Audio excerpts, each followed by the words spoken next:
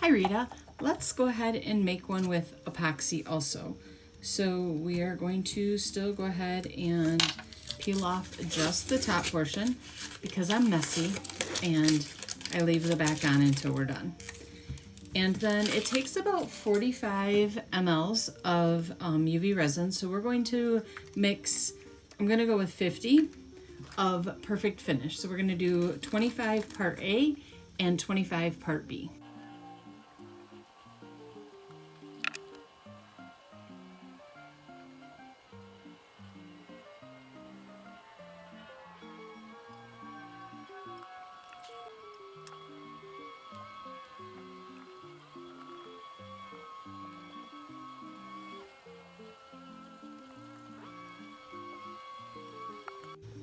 All right, so our epoxy is all mixed up and we are going to add our glitter.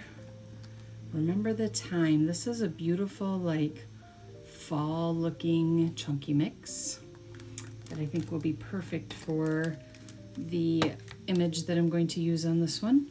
So we're going to mix this in and then we'll spread it around.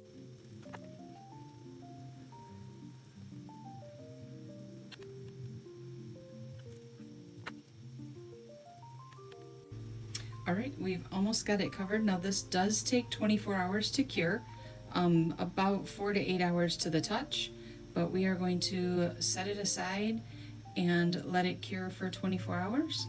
And then we will come back. We're going to hit it with a little bit of heat, release any of those surface bubbles, and we'll see how this turns out. All right, so we have cured this overnight, and we'll go ahead and peel this off. Look at how gorgeous that is. All right, let's finish this up. All right, so what I'm going to do with this one is I'm going to use this image and I'm going to attempt this without any UV resin. This part I have not done with just a 2-part epoxy. I have done the base before, so I kind of knew how that was going to turn out. However, I have not done the full thing, so we are going to test this together. All right, so what I'm going to do is we are going to put this image right here so that once it's cured, it will look like that. How adorable. And then we'll put the 2-part epoxy in the center and we will see how that works.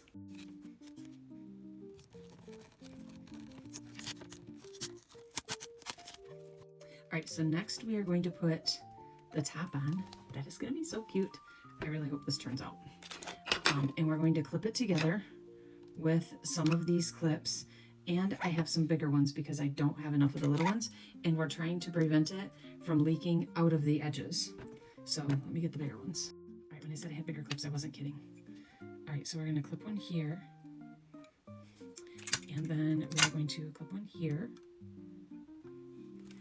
And then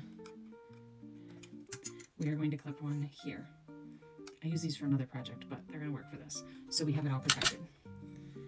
Now we're going to mix up some Perfect Finish and put it in here.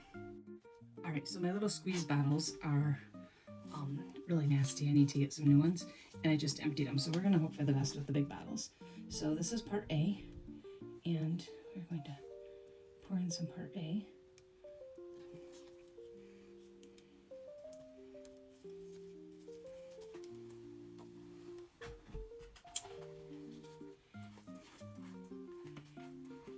And some part B.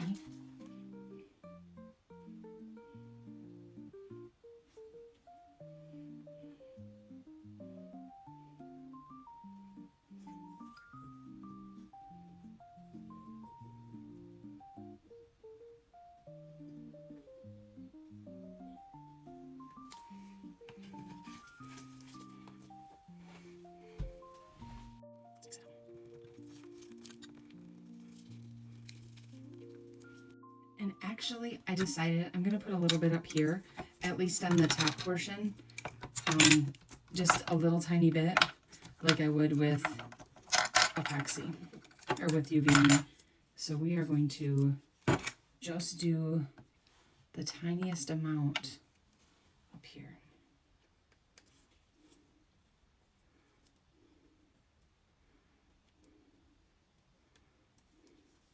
Just paper thin amounts. There we go.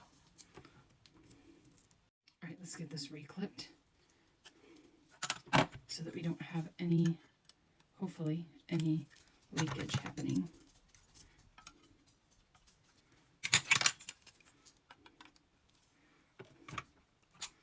All right, and we are going to put this right in the center and spread it around. And we'll see how it turns out.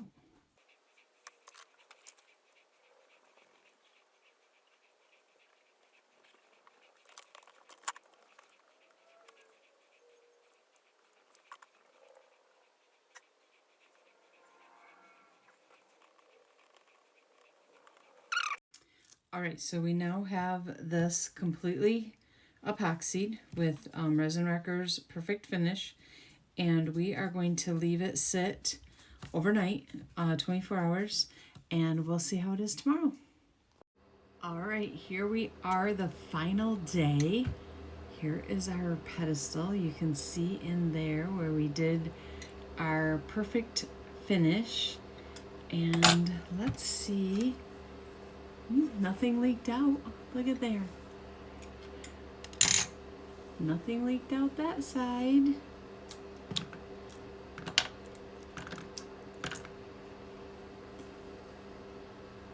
Maybe just a little bit right there. We can clean that up.